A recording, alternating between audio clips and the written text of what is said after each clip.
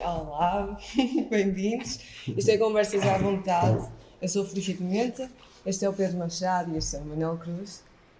Este é um trabalho académico onde pretendemos ter uma conversa com os nossos ídolos, sem ser pretencioso. E vamos agora falar um bocadinho sobre a tua carreira musical e artística. Eu queria começar a perguntar, os Pluto recentemente atuaram na Festa de Salgado e agora vão atuar ao Paredes de Cora, ao Dia Nacional. Isto representa a volta do projeto? Isto? Representa a volta do projeto? Sim, representa a volta do projeto, sim. Opa, nós já há muitos anos, os Pluto não acabaram tecnicamente, ou seja, nós muitas vezes a gente acaba as bandas com os outros projetos, mas na altura em que também já tinha o Supernado, tinha o Bandido e foi tipo, vamos parar, tínhamos andado a dar os concertos e tal, e decidimos parar. Parámos, não sei, 15 anos, caraças, mas o projeto no fundo não acabou, nós sempre tivemos esta vontade de tocar, estas saudades de tocar juntos e não sei o quê. E fomos até reunindo-nos, né? Tipo, passavam uns anitos e a gente encontrava-se na sala de ensaios e fazíamos mais umas músicas, uma quantidade de ideias gravadas assim, ensaios. Depois voltávamos a parar por força das circunstâncias, das coisas que a gente tinha para fazer e depois voltávamos outra vez e isso passaram-se anos assim. Entretanto, pá, andava esta saudade do rock, basicamente era um bocado por aí, e o Salgado foi um pretexto para a gente ter uma meta, porque a nossa ideia até era fazer coisas novas, nem era tanto ensaiar o concerto, mas pensámos, pá, vamos, gente, como aquilo são 30, 40 minutos, é descomprometido, vamos fazer assim uma espécie de uma celebração da coisa, vamos pegar em 6 ou 7 músicas, acabamos por tirar o disco todo, aquilo deu-nos uma pica tremenda outra vez. Acabámos por ver umas músicas novas que também incluímos no repertório. E pronto, a partir daí já fomos para o estúdio gravar 4 músicas, pronto. Em E que vão primeira mão. apresentar? Vão apresentar no Paredes? Sim. Maravilha. Isto em primeira mão para você. E habituado a tocar em banda, como é que te sentes nos teus projetos solo, quando te apresentas solo? O meu trabalho a solo é um trabalho relativamente recente e eu tinha um bocado de medo de tocar sozinho, porque tocar sozinho é aquela coisa, tipo, tu enganas-te e não está ninguém para te salvar, né? Por outro lado também, muito facilmente assumes o erro porque és só tu, não é? Não tens ninguém vir atrás de ti. Mas é uma sensação muito estranha, uma vertigem tipo aquela vertigem quando um gajo é puto e estás assim com alguém assim mais velho e diz assim, se eu agora dissesse uma estupidez, cara. Aquela cena tipo, está perto, estás a ver? Assim como ao engano, quando tu estás a tocar sozinho, tu sabes que a qualquer momento aquilo podes tudo, estás a ver? Podes estragar aquilo tudo, podes desatar aos berros, que não é, tu és dono daquele momento. Isso de alguma maneira aterrorizava, ao mesmo tempo também é um desafio engraçado. E eu tinha sempre aquela cena de, não, eu sozinho nunca vou tocar, porque, depois também, para mim, a parte de tocar ao vivo, a música, tem muito a ver com partilha, e a parte que mais me dá pica foi assim que eu comecei, eu nem sequer estava destinado a seguir música, eu era das artes plásticas, e tinha o meu futuro garantido, por assim dizer, nessa área, mas foi a questão da partilha com as pessoas, com os músicos, que me deu essa pica. Portanto, isso é o grande motor. Mas depois, houve uma da outra, eu comecei a fazer uns concertos assim de exceção, quando estava com os projetos, ia tocando sozinho, chamavam para tocar 2 músicas ou 3 músicas e tal, depois comecei a ter mais músicas, até porque muitas das vezes, a maior parte das vezes eu compunha para as bandas. As músicas eu não tinha arranjos para tocar sozinho, né? As músicas eram feitas de uma guitarra assim com os acordes mais normais, não eram coisas que me soassem feitas para ali, para aquele formato. Depois comecei, agora com o projeto a solo, em que as coisas já são compostas mesmo no ukulele e o ukulele é aproveitado, digamos assim. Comecei a pensar nisso e começou uma coisa a crescer, mas foi de uns anos para cá, 3, 4, não sei. Comecei a tocar sozinho. E estamos aqui. É? E estamos aqui. E estamos aqui, é isso. Nota-se um grande à vontade teu nos concertos, era, não sei, havia momentos de comédia, interação com o público e tiras sempre a camisola, isso é engraçado de se ver e nota-se que gostas de estar em cima de um palco. Tu achas que ages de forma muito diferente, encaras um persona em cima do palco e és totalmente o oposto na vida real? É uma boa pergunta.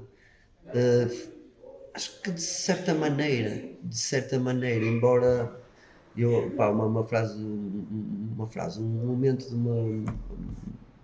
que eu vi do Nicolas Cage a falar, teve no quarto hotel, estava a vê-lo a falar e ele a dizer uma coisa engraçada que era eu quando estou a representar eu não sou menos ator do que na vida, porque efetivamente aquilo está a acontecer, aquilo é verdade, de alguma maneira aquilo é sempre verdade, né? E nada nos garante que nós somos mais personagens quando somos atores do que somos na vida, porque eu estou aqui e tenho a minha máscara que tento não ter, tento que seja uma, não é? A gente não pensa nisso, não é?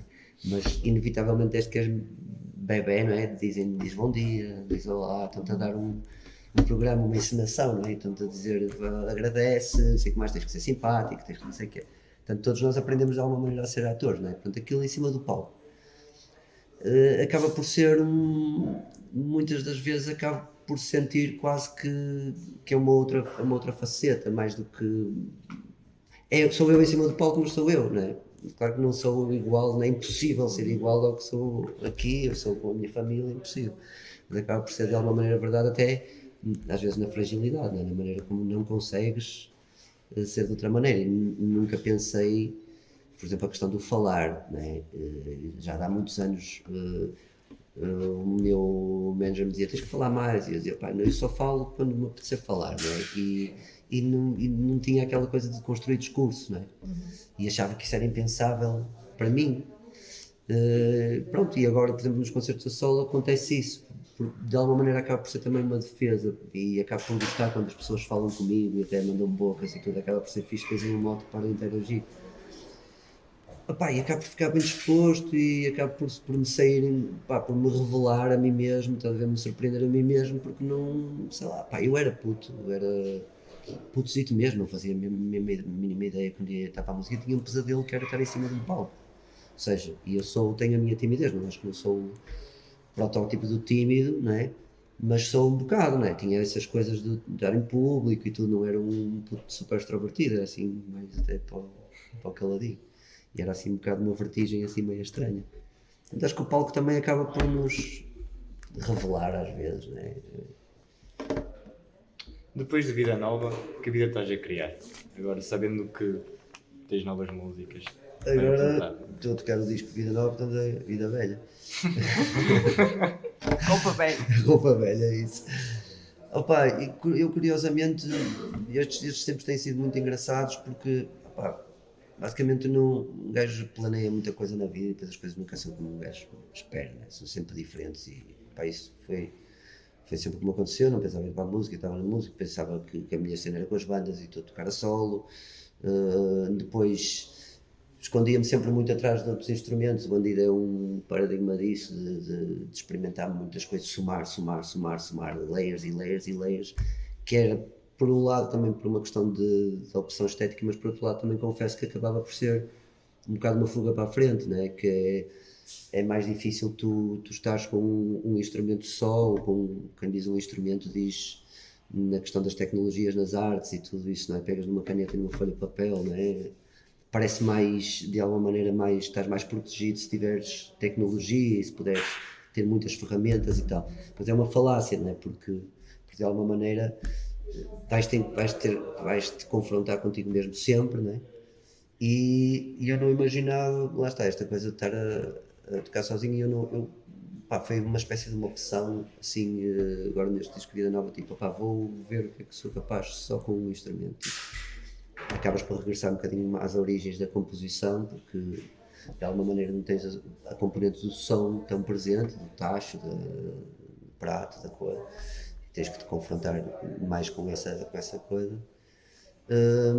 E acabou por ser uma coisa interessante de vir-me de repente pá, pronto, como um cantor, um cantautor, não é? Que era uma coisa que eu achava assim, tipo naquela, tipo, não, pá, eu gosto de pensar-me como artista, pá, tanto pinto como não sei o quê, e gosto de estar perdido, de não saber muito bem o que é que vai ser o futuro e tal.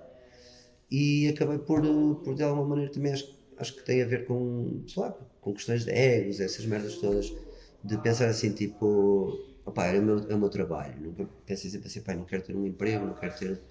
Mas a dada altura a vida puxa-te para aí, não é? E sempre pensei, pá, quero ganhar o meu dinheiro à parte e ser livre depois. E acabou por ser um bocado assim, tipo, uma cepa da vida assim, tipo assim, opá, isto é um trabalho, isto é o teu trabalho, e não é por ser o teu trabalho que tem que sejas mais, menos livre, ou, opá, obrigou-me a, como é que eu dizer, a ir buscar essa sensação de liberdade mais nos pormenores, na maneira como faço, do que propriamente naquilo que estou a fazer, se a estética é mais artística ou menos, não é? Pronto. Isso acabou por ser um bocado, digamos, aquilo que eu estou a sentir agora e como vejo a minha vida no futuro, mais do que. Isso mudou um bocadinho. Pensava mais em termos de projetos, ter um projeto assim, um projeto assado. Agora penso mais tipo na maneira como vou estar, na maneira como vou fazer, como se me vou Faz isso foi pensado durante vários anos? não foi, durante muitos anos não foi propriamente pensado, aquilo era um bocado diária musical, ou seja, era o esgoto de tudo que não entrava nos outros projetos. A minha curte, chegava a casa e aí era livre, não é? Nas bandas, e também me permitiu, lá estar, ser mais livre nas bandas, no sentido de não estar tão preocupado em pôr as minhas ideias, não é? Tens o teu sítio onde pões as tuas ideias e depois vais para lá mais acrescentar uma peça ao geral, não é? Isso dá-te uma sensação também mais de liberdade nesse sentido. Não sentes que a tua vida artística se vai encerrar ali. E pronto, e acho que os meus planos passam mais por aí neste momento da maneira como vou estar nas coisas, como vou sentir, como vou comunicar, mais do que propriamente se faz uma música que seja esteticamente fora daquilo que já fizeste. É uma canção, pronto. Estás a ver? Eu sei que recentemente visitaste o estúdio do Luís Montenegro, Rapaz Aéreo, Ok? em Lisboa. Exatamente. Marvila, Sim. certo? Como é que tu olhas para estes novos músicos portugueses, mais o pessoal agora de Lisboa? Tem coisas incríveis, os saltos, né? O Charles, sim. E esse pessoal, pronto, tem coisas, ainda tem por ouvido, tem coisas mesmo muito fixe. Como é que eu olho para esse. Pá, eu tenho um bocado esta ideia que hoje em dia há muito mais coisas, pelo menos parece, mas é claro que é difícil de atestar porque há muito mais informação sobre as coisas que existem, tu não, acabas por não saber, né? As coisas estão escondidas, não sabes. Mas eu tenho a sensação que há muito mais meios tecnológicos, mas também que há mais, os músicos, não estou a falar de ideias, porque no fundo, claro que as ideias são sempre o mais importante, mas há muito mais capacidade hoje em dia. São melhores músicos, estás a ver? São melhores, tecnicamente dominam mais as tecnologias, têm mais acesso, crescem mais rápido, não é? O panorama acho que é extremamente animador, acho que, claro que a nossa sociedade vive de muitos fatores e há sempre um crescimento individual e haverá sempre, mas acho que o panorama é muito animador, parece-me a mim. Vejo putos muito mais novos que nós éramos, com uma capacidade incrível de fazer o que a gente não tinha, éramos muito verdinhos e tal, claro que tínhamos as nossas ideias, que acaba por ser o mais importante e hoje em dia continua a ser. E aí acho que se calhar há um lado oposto dos tempos, não é? Que tu tens tantas possibilidades, não é? Que às vezes podes correr o risco de privilegiar, digamos, os suportes, a tecnologia, a comunicação, em detrimento das ideias, que são o mais importantes de tudo. Tens uma paleta maior, é um bocado fazer aquele paralelo do software que tem montes de ferramentas e tu depois perdes-te no meio das ferramentas e às vezes se tiveres uma limitação isso pode ser a tua salvação. Acho que há esse perigo, mas acho que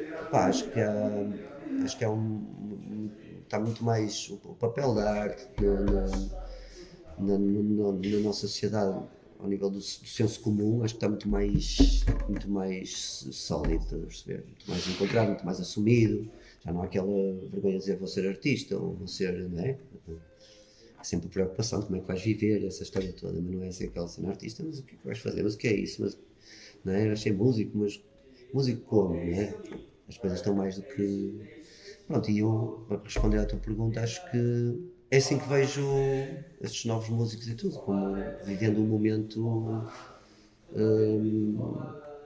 pronto, com muito para dar, não é? Depois tem a ver com a gestão das expectativas do pessoal e do mercado também. O mercado também é um bocado mais agressivo, se calhar, não sei. Sim, é agressivo. Lá está, temos tanta escolha. É isso. E estão cada vez a surgir novos géneros e agora está a voltar, por exemplo, vamos buscar ao punk, porque o pessoal que está agora a fazer música nasceu nessa fase e estamos a reinventar os estilos musicais. Mas eu sinto que, por exemplo, eu vi um documentário semana passada que falava sobre a música punk em Portugal. Lá está, eles não tinham instrumentos bons, boas capacidades tecnológicas, mas tinham aquela vontade. E eu sinto que em Portugal os músicos aproveitam as oportunidades que temos hoje em dia e ainda têm aquilo à vontade, aquele old school. Ainda têm old essa school. Sim, vontade disso tudo. sim. Sim, eu acho que isso não morre, não é? A gente também começou com as bandas para brincar às bandas. Acho que é assim que toda a gente começa, não é? Sim, é tipo, vamos A fazer falar como para os aqueles... amigos, sim. Sim, Para a escola. acho que isso não morre, não é? Um gajo quer ser como aquele, que idolatra, quer fazer as coisas assim. E é assim que a coisa começa e eu acho que isso não morre. E de que outras formas, para além da música, explores a tua vertente artística? Eu gosto de escrever, gosto de desenhar, gosto de pintar, esculpir, sei lá. Eu nunca me debrucei, acabei por me debruçar mais na música, até por uma questão de, lá está também do trabalho, porque um gajo não consegue, pronto, tem essa componente do trabalho que acabas por dedicar mais o teu tempo e tudo, mas eu acabo por sentir que não tenho, digamos, que as minhas ferramentas são sempre muito, ou seja, não sou virtuoso em nada, ou seja, não passei, sabes, 8 horas por dia agarrado a uma guitarra, não passei, se calhar até foi mais na questão da escrita de canções, se calhar a parte em que até, por exemplo, se me dissessem assim, olha, tens que dar aulas de alguma coisa, eu se calhar mais depressa começava a pensar em dar aulas de escrita criativa, não porque eu domino, tinha que aprender a ser professor, isso tinha, não é? Como é que eu comunico, mas se calhar é algo em que eu passei muitas horas a fazer, mas sinto sempre que eu como artista é mais a questão de pensar sobre as coisas e resolver e tal, mas perco-me em muitas coisas e depois noto isso, claro que vejo gente a pintar, ou a desenhar, ou a tocar e não sei o quê, e fico parvo com a capacidade em cada zona específica, não é? E eu é mais aquela coisa de criar os objetos, não é? Como crias os objetos, se vais aos trambolhões, ou se demoras 15 dias, ou se demoras um dia, sinto sempre todo zero. Ou seja, percebes o que eu quero dizer? A parte até em que estava mais vocacionada era a questão do desenho, porque desenhei sempre desde miudinho e tinha essas valências e até conseguia fazer, sei lá, como fiz um livro para plantação de mirtilo, um livro técnico, sim, e como plantar, e tinhas que meter o homem, não tinhas que ser artístico ou ter expressão, não é? No traço, tinhas que pôr o gajo bem, não é? E fiz desenhos de livros escolares não é de livros mesmo escolares, tipo, tirou não sei quantos ovos, quantos ficaram, tinha de ser desenho técnico, eu tinha essa capacidade, e aí por passar tempo e não sei o quê. Mas depois quando isso foi diluindo com a música, lá está. Uma predominou. Sim, ele predominou e mesmo assim acaba por sempre perder por um bocado para essa... Eu gosto de... lá está, pronto, gosto de me perder para muitas coisas, não consigo ficar muito numa e é isso, acaba por não, sei lá, não vou a uma jam session e toco, ou invento, ou improviso, não, porque não tenho essa capacidade, estás a perceber? Sento-me no laboratório e construo uma música, construo isto. Não tenho essa cena de ir para a guitarra, tipo, não sei as escalas, não sei essas cenas, né? O tempo não dá para tudo. Gostava, né?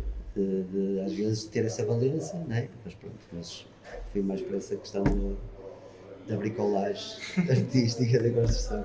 Que é sobretudo um hobby. Sim, era sobretudo um hobby, sim, eu se calhar ainda sinto um bocadinho. Sentes que para comercializar? Estás a falar de que parte? Eu sei que de pintas e de sim. É sobretudo como hobby ou também? Sim, acaba por ser. Eu agora estou a fazer um design de um disco, já fiz vários trabalhos assim desse género, vão-me pedindo e tal, e mesmo a fazer e faço. Se calhar por ter um papel muito reduzido na minha vida. Portanto, é mais por tipo desanuviar, vou para a Marquise e começo a fazer uma coisinha em barro, desenhar, depois o Instagram tem essa cena fixe que é aquela galeria sem percentagens nem protocolos, né? Tu metes lá a cena e tens logo aquele feedback das pessoas e acaba por ser um bocadinho por aí, para desanuviar a cabeça, fazer outras coisas, escrever.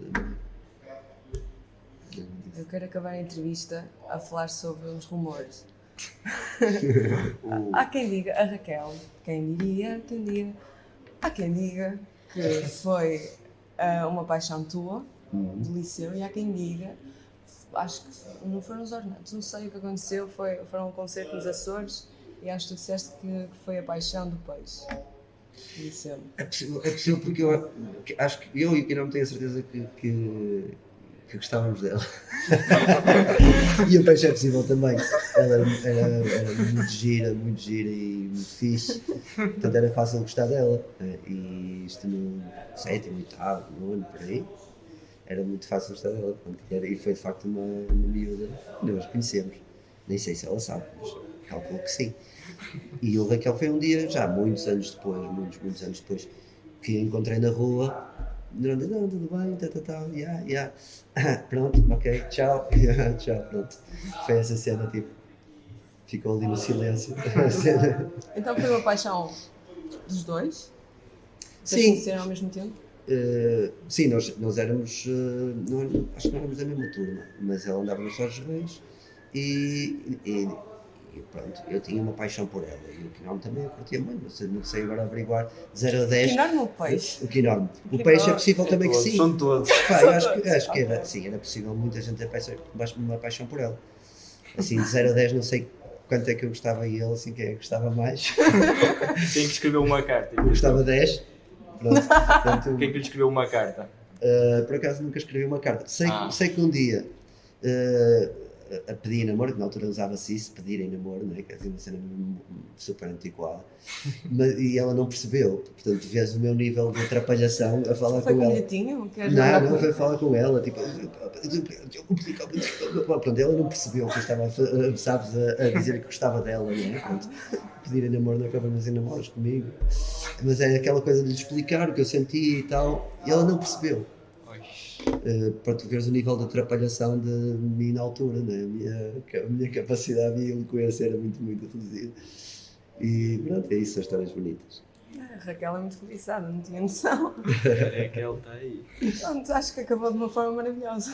Engraçada. Foi engraçado. Pronto, muito obrigada pelo teu tempo. Obrigado, eu. Acho que foi uma conversa muito boa. Fiz, também Gostei gostei. muito. E até ao próximo prazer. episódio.